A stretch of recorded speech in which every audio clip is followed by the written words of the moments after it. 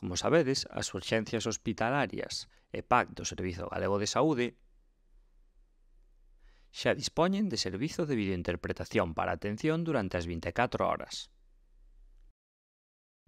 Para solicitar o servizo, na zona de admisión atoparedes un cartel co logo que indica a disponibilidade da videointerpretación. Simplemente con sinalar o cartel, saberán como actuar para atendervos. Mostrávosvos como é o cartel. Nos PAC, os profesionais compartirán con vos unha pantalla de ordenador.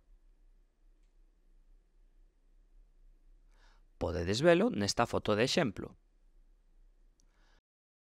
No caso das urxencias hospitalarias, o soporte pode variar,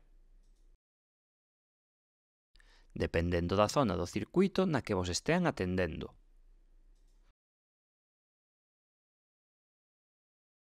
No mostrador de admisión, triaxe, sala de consulta, box,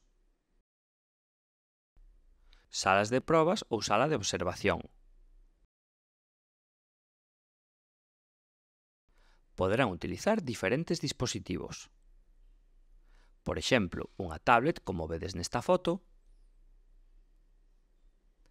un ordenador con dobre pantalla, como nesta imaxe,